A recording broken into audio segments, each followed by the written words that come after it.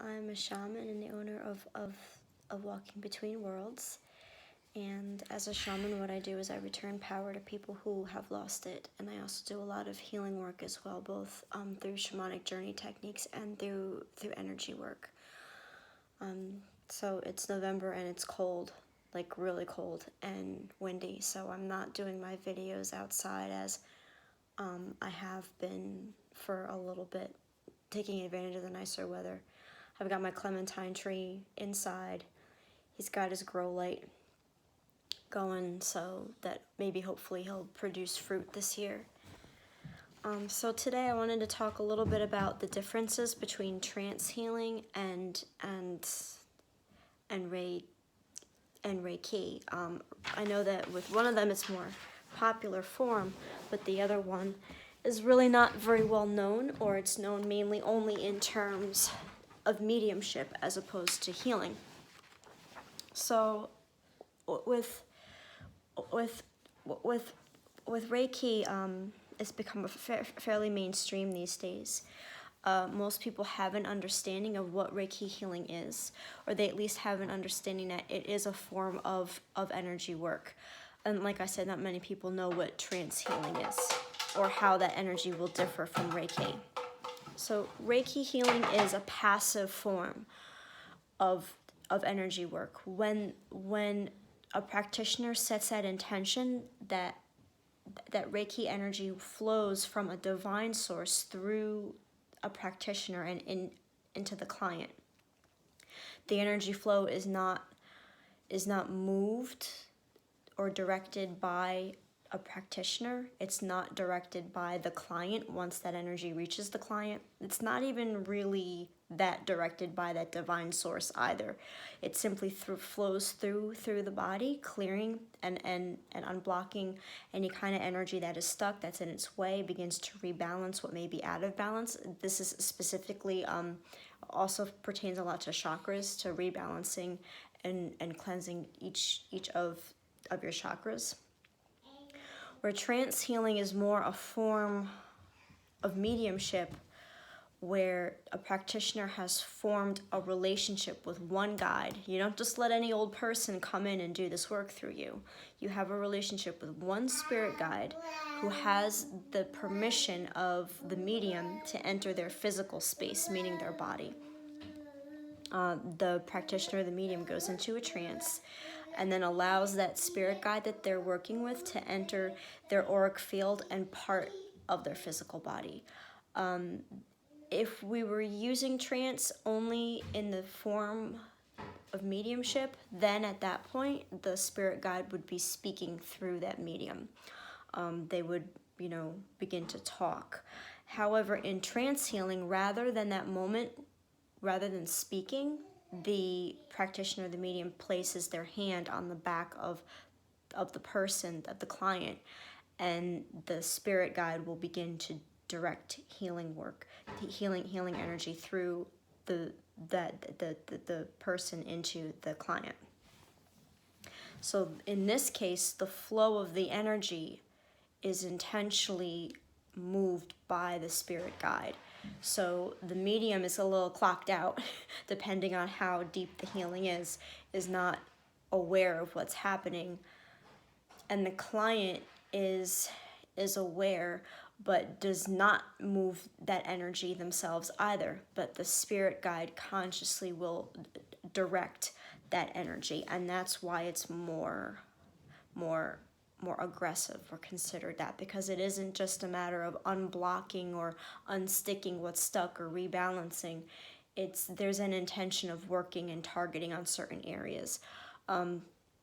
To go into a little more about the physical space, because I know that can kind of freak some people out. We're like, well, I don't want a spirit working on me. I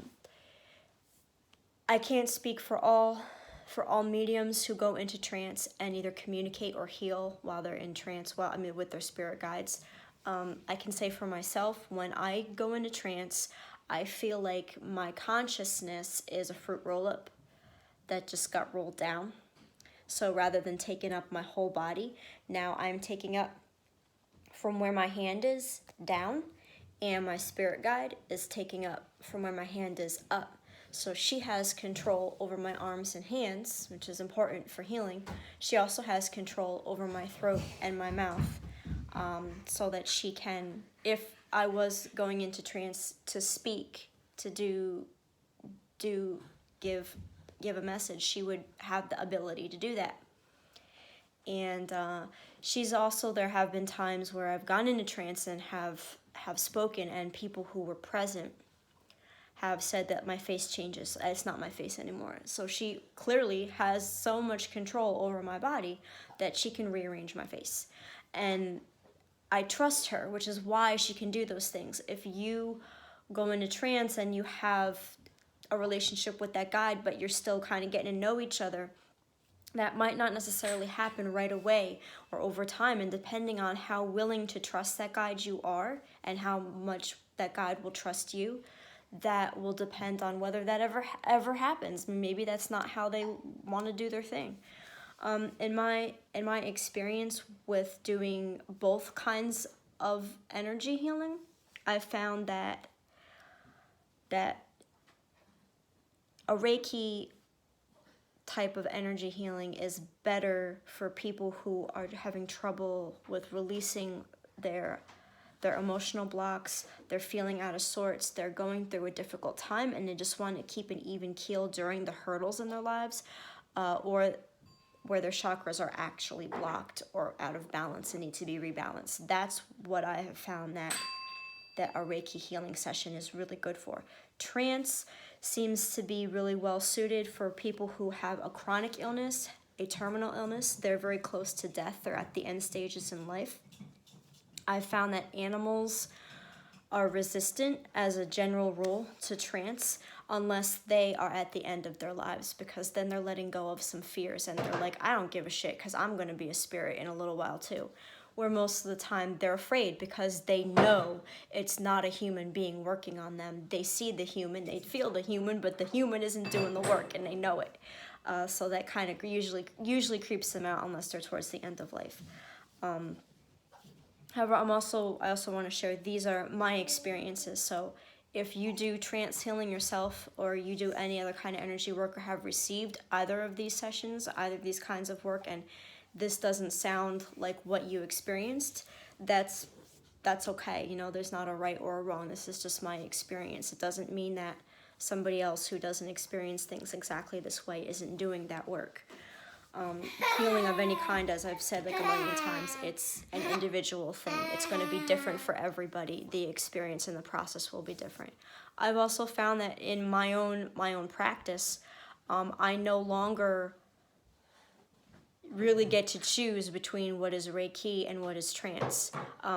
When people come to me for a session, it might start with a Reiki session and then begin to go into trance. Sometimes it stays as Reiki, sometimes it's all trance and a little bit of Reiki. It really depends on, what that person needs and what kind of a feeling that my guide starts getting as I'm doing that work. If I start to feel her coming in, I just let her come in and do her thing. So I no longer really, I think I still have them listed as different services on my site, just because they are different things and I want people to understand what one is versus the other. But unless someone specifically asks me only for trance, they're probably getting a little bit of both at some point. And because it's all like the same. That's just kind of where my practice has taken me with that kind of healing. So I hope that this helps, and if you're intrigued by this and you wanted to book a session and explore what trance was or what the differences are between Reiki and trance for yourself, like feeling that, feel free to contact me, click my website, and if this is helpful to you, please feel free to like or share. Thanks. Bye.